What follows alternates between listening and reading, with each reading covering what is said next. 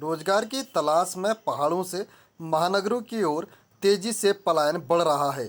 अधिकांश युवा अपना घर बार छोड़कर महानगरों में जाकर रोजगार खोजने का प्रयास करते हैं। हालांकि सफलता बहुत कम लोगों को ही मिल पाती है। अधिकांश युवा किसी तरह से अपने गुजर बसर लायक ही कमाई कर पाते हैं। इसके उलट कुछ ऐसे भी युवा हैं जो गांव में रहकर ही खेती किसानी से आजीविका चला रहे हैं। इन्हीं युवाओं में शामिल हैं पोथिंग गांव के दीपक गढ़िया। दीपक ने रोजगार की तलाश में महानगरों की दौड़ लगाने की बजाय खेती किसानी में रोजगार खोजा और वर्तमान में अच्छी आय अर्जित कर रहे हैं। वहीं दीपक को लगता है कि अगर सरकार पहाड़ में खेती को बढ़ावा देने के लिए प्रयोग करे और युवाओं की मदद करे तो लोगों को रोजगार के लिए महानगरों की दौड़ नहीं लगानी पड़ेगी। मैं तकरीबन पिछले 4-5 सालों से ये काम कर रहा हूँ। मैं यहाँ फूलों की खेती भी करता हूँ, आप देख रहे हैं सब्जी की खेती भी करता हूँ। पॉली हाउस में अभी इस टाइम पे खीरा है और बाहर बैगन है, शिमला मिर्च है। मल्चिंग में करता हूँ। विभागों से कुछ ना कुछ मदद मिलती है लेकिन वो मदद पूरी नहीं हो पाती है। जैसे हम बात करें तो मैंने बहुत बार विभागों से बात की कि फूलों के क्षेत्र में हमारा एरिया आगे बढ़ सकता है, तो फूलों में मदद हमको नहीं मिल पा रही है। फूलों के बल्ब मिलते हैं, फूलों के बीज मिलते हैं, तो उस पर सरकार ध्यान नहीं दे पा रही है या देना नहीं चाहती। और उसके बाद और भी बहुत सी आवश्यकताएं होती है, पूरी नहीं होती है। पिछले बार पेट्रोल की बहुत किल्लत आई और पेट्रोल पंप पे जब मैं गया जर्किन लेकर के तो उन्होंने कहा भाई जर्किन में नहीं मिलेगा।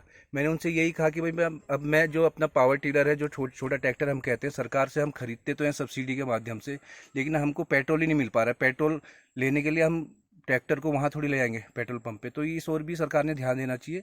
जो जरूरी आवश्यकता है किसी भी किसान की, सिर्फ मेरी बात नहीं है, हर किसान की छोटी छोटी मूलभूत आवश्यकता है, वो आवश्यकताएं पूरी नहीं हो पा रही है। इस टाइम पे अवेलेबल खीरा है और शिमला मिर्च की, बैगन की फ्लोरिंग भी हो रही है और छोटे छोटे बैगन शिमला मिर्च लग भी रहे हैं।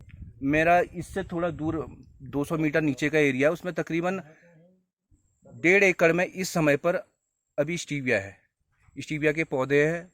और एक एकड़ में मैंने अदरक लगाया हुआ है और अभी 1 एकड़ में लेमन ग्रास की मेरी योजना है, लेमन ग्रास लगाने की। सर देखो, सहयोग सही से मिले, मौसम भी हमको सहयोग दे पाए तो तकरीबन एक कृषक अगर इतने बड़े स्तर पर अगर काम करेगा, 1 हेक्टेयर के आसपास अगर काम करे, 1 हेक्टेयर 1.5 हेक्टेयर, तो तकरीबन 4 से 5 लाख रुपए की कमाई साल भर में हो सकती है। फूल होते हैं, फूलों का बीज है, चाहे मेडिकल प्लांट पे हम जाए, मेडिकल प्लांट की जरूरत मिले, वो तो खैर उद्यान विभाग, कृषि विभाग से नहीं होता है, सीमा ऐप से होता है या पन्नगर से हम संपर्क करते हैं, तो बहुत मुश्किल होता है क्योंकि हमारा दूरस्थ क्षेत्र है। और उसके अलावा कि मैं मशरूम का काम भी करता हूँ। जब हम मशरूम का काम करते हैं तो हमने कई विभागों में हमने ये बात रखी कि हमको मशरूम के लिए कंपोस्ट की आवश्यकता होती है। वो कंपोस्ट हमारे इन पहाड़ी जिलों में कहीं पे भी उपलब्ध नहीं होता है, वो सिर्फ नैनीताल जिले में जोलीकोट में उपलब्ध होता है। और नैनीताल जिले में जोलीकोट में जब उपलब्ध होता है तो वो हमें मिल नहीं पाता है। हम वहाँ जाएंगे, एक बार उनसे मांग रखेंगे तो कहेंगे भाई एक बार डिमांड दो। अब एक बार हम डिमांड देने के लिए जाए, फिर दूसरी बार हमने 3 टन की मैंने अगर डिमांड दे दी तो 3 टन जब मैं लेने के लिए जाता हूँ तो मुझे उस टाइम पे 1 ही टन मिलता है। वो कहते हैं ये लोग उधम सिंह नगर इधर के लोग ले गए। तो सरकार ने प्राथमिकता देनी चाहिए कि पहाड़ी क्षेत्र के लोगों को रोजगार किस प्रकार से मिल पाएगा। जब वो कंपोस्ट हमको देंगे, प्राथमिकता हमको देंगे कंपोस्ट के लिए, तो मिल पाएगा। क्योंकि मैदानी क्षेत्रों में होता ही है कि वहाँ कंपोस्ट लोग घरों में भी बनाते हैं, प्राइवेट स्तर पे भी वहाँ पर मिलता है, तो वहाँ के लोग तो खरीद सकते हैं कहीं से भी, लेकिन हम नहीं खरीद सकते क्योंकि यहाँ पे उपलब्धता नहीं है।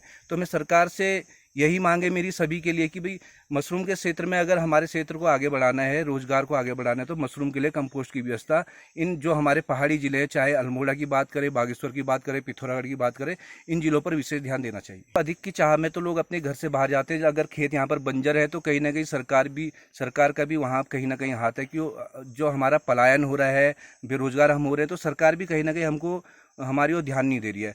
हम 15-20 हज़ार की नौकरी करते हैं, अगर हम खेती करें, एक सामान्य कृषक अगर खेती करता है तो उस खेती से 10-20 नाली खेती से वो 15 हज़ार की तनख्वाह जो उसको मिलती है। 6 महीने में हमारी जो खेती होगी गेहूं की या धान की, तो 15 छक्के 90, 6 महीने में अगर वो 90 हज़ार 1 लाख के आसपास कमाता है तो इस खेती के माध्यम से वो नहीं कमा पाएगा। तो सरकार ने इस ओर ध्यान देना चाहिए कि भाई आप व्यावसायिक खेती किस प्रकार से कर पाएंगे, चाहे उद्यान के क्षेत्र में आप खेती करें, मेडिकल प्लांट के क्षेत्र में करें, फ्लोरिकल्चर के माध्यम से करें, तो इस ओर सरकार ने ध्यान देना चाहिए। और इस ओर अगर युवा काम करे, चाहे 20 नाली में अगर फ्लोरिकल्चर का काम करेगा, उद्यान का काम करेगा, तो उसको बाहर जाकर नौकरी करने की आवश्यकता नहीं होगी।